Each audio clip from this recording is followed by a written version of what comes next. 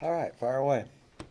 Coach, watching that game back, I'm curious in particular with your defense, because you talked a little bit about the personnel adjustments Saturday after that game. What did you see on the film from your defense?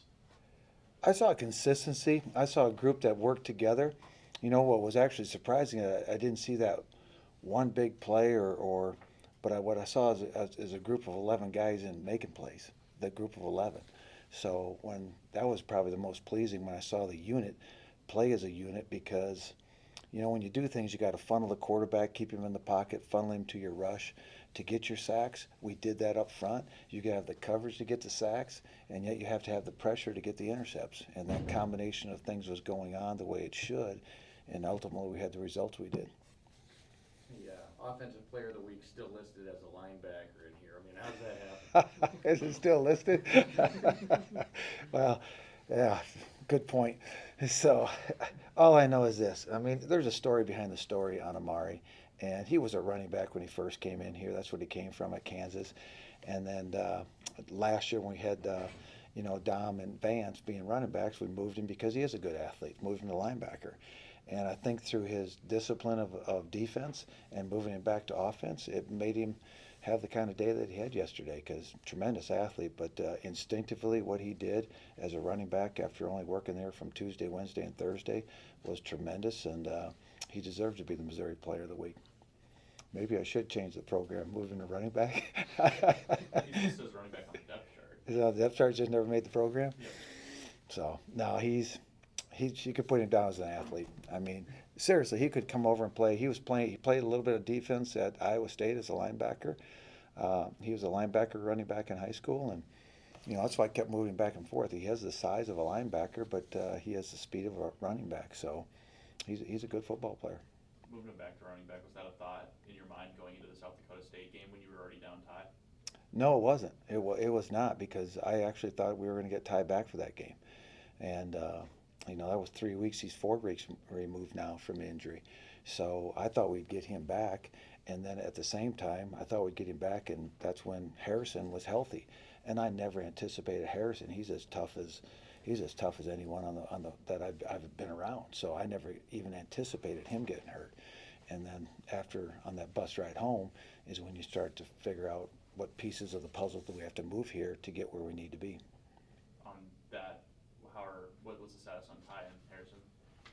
Well, Harrison won't be back this season. Harrison is out. He took a serious hit that day, so Harrison is done. And then Ty, he's the one that I never get.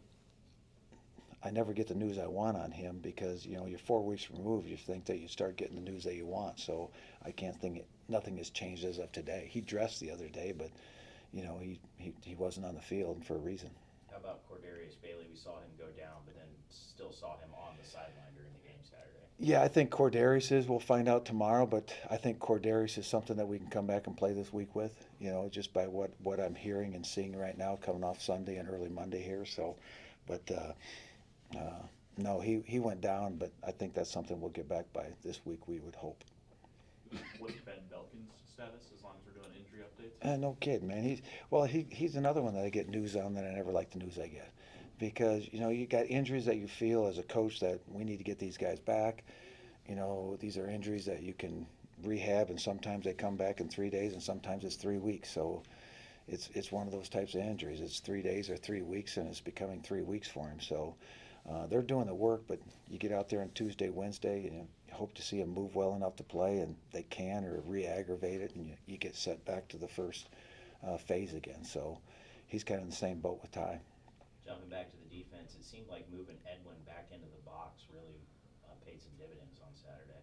It did, and the move, quite frankly, is that when we moved Amari out of the nickel position, and then we were short at the nickel, and we've worked these things before, but that had to put Edwin at the nickel and move.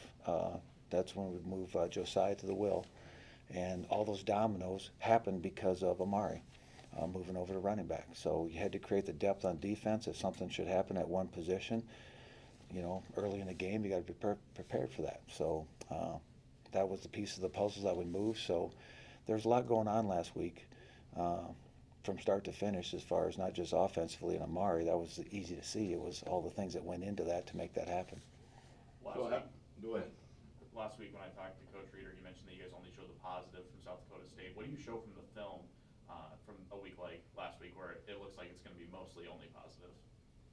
They only showed the positive. Trust me, they saw the negative of that game. They didn't see it from him; they saw it from me. So, but this one here, you know, you want them to go out and see what was the difference of how they played in both games, and the opponent has a lot to do with it as well. But we didn't play with the same football senses that we played once we got playing against North Dakota. So you want to show them the differences because the call was the same. A lot of the calls were the same. It was just the execution was different. It was the energy of the execution as much as it was the play itself.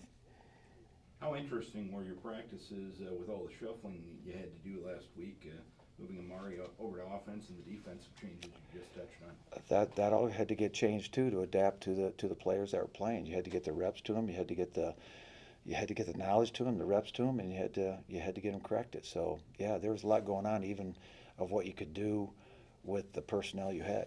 I mean, you could only get so much in and get them to understand so much, but yet how they were going to work within it. It was. I wish I could say I expected that. Okay, I was planning that. I don't know if I expected it because you don't know what you're going to get till you put them on the field, and the plan came together, and the players were the ones that performed. After games where you struggle, it's kind of easy to point at something like South Dakota State and say, got to take care of the ball better. After a game like Saturday's, what would you say in terms of what you and the staff are thinking about what's next? Like, what are the next boxes that this team needs to be checking? They just need to be consistent. They need to start just be consistent in what we're working with, and they are. But you know, the consistency that I'm talking about is the error or the mistakes of the young mistakes. It's not they're making mistakes. Call it what you want. The word I'm looking for, I'm not quite sure. All I know is when you have youth at some areas, they tend to get out of position to make the play. And it's a consistency to stay in position so we can coach to your strength and have that consistency in play calls because we're playing to them more so than we're playing to a scheme. And when they play that and they're consistent doing that, we can make the adjustments to make it work for them. And I think that's a credit to the coaching staff. You hear all this moving around. I mean, you can only do this, what I did on this game, with only so many coaching staffs, because they really got to understand it to really get them segmented where they can learn that quickly what we did last week. So fortunately we had the staff to accommodate what we did as well. If it was, how much of an advantage was the fact that you shuffled so much and that you were almost a completely different look for North Dakota that hadn't been on film yet this season? Yeah, I'm sure that, well, anytime you get some new look, it tends to put a little hesitancy in their step. I don't know schematically on a board if it was any different, though. If they just looked at what they prepared for, they got the same thing. They just had different numbers doing it. So I don't know that would make the biggest difference, but I'm sure it probably threw a curve early. But at the same time, what they saw schematically was the same as what they'd seen the week before. Wanted to ask about Logan Wolf. You know, you talked about him with high regard on Media Day, and we've seen what seems to be a good indicator of his health, him being back on punt return. He's the second leading receiver on the team. You know, what are you seeing from Logan, and what do you really like? What I really like is what's still out there.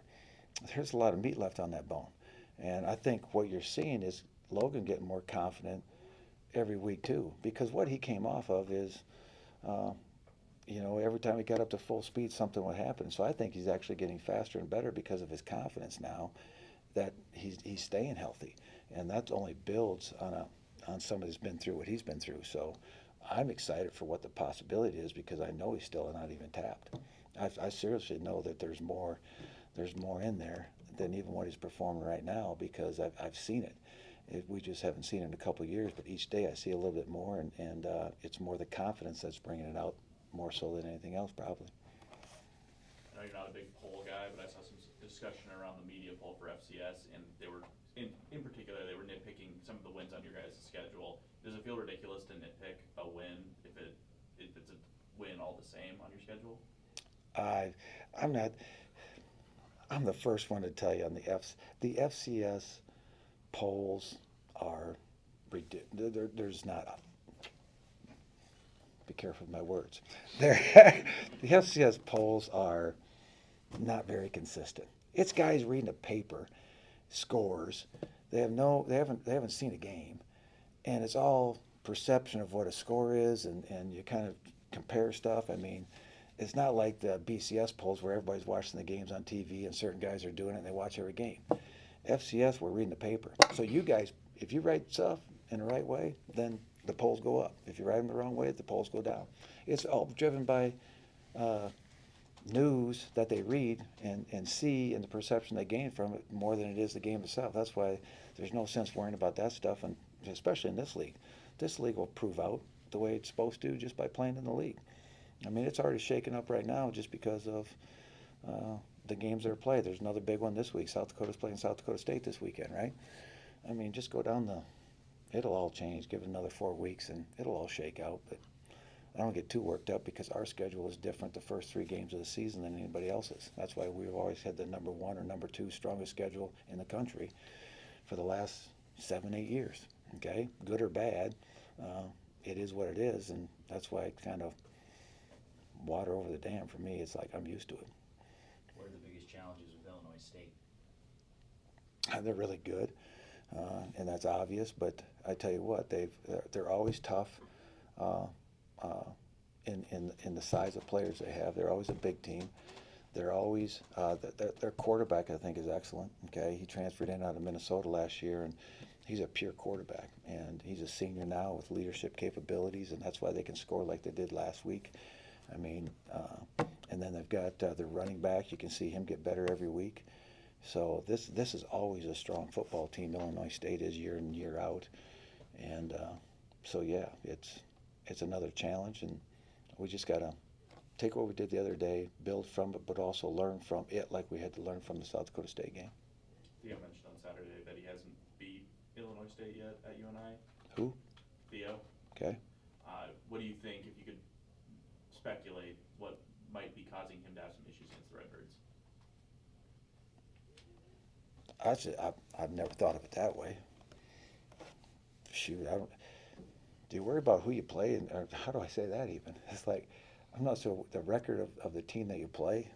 I don't know if that's the difference. Maybe it's the players you're playing with and the scheme you're in. So I don't know if it's a difference for him. He just needs to go play. I don't think he's looking at it like it's some certain team he hasn't beaten. But if they've beaten him twice, or what's he been? He's been twice against him probably. Yeah. Okay, if they've beaten him twice, they've beaten him twice. They're good. They're good defense. I mean, Brock Spack's a defensive guy. You're going to get good schemes, and if Steele's the quarterback or if Shackelman's the quarterback, I don't think it's going to matter. You're going to get a good scheme from him because he's an old defensive coordinator out of Purdue, and he knows what he does, and he knows how to do it. Have you seen the forecast No? for Is it Saturday? good or bad? 94% chance of rain.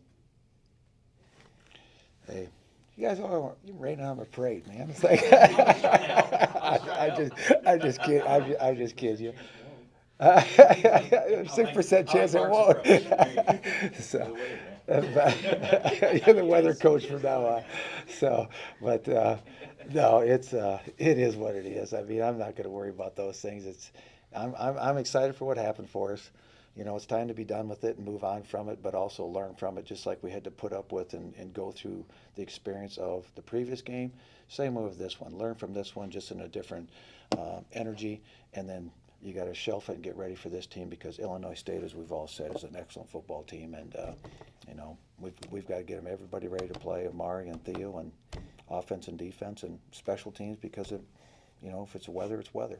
And you want to say something, it's the Goshki outdoor field is what will save us, because we've always had the dome for bad weather, but this is one you got to practice outside to prepare for outside. And I heard it's going to rain all week here, so nothing else. It's going to rain all week, so that'll help us.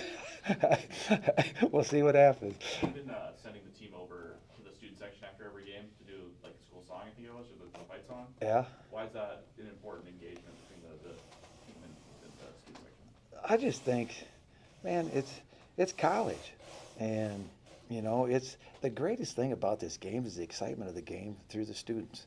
All right, I actually think the fans get excited because the students get excited, and it kind of draws the energy from that group because they're just out to have a good time. And so when they stay in battle with you, whether it's the band and the students, and they're over here in this section down here, I think it's great for ours to go down to with their peers and celebrate with them, just like we go celebrate with the fans. They get to go celebrate with their peers through the fight song. So I just think it's great for college and for them as a player. I think it's a great thing. Anybody else?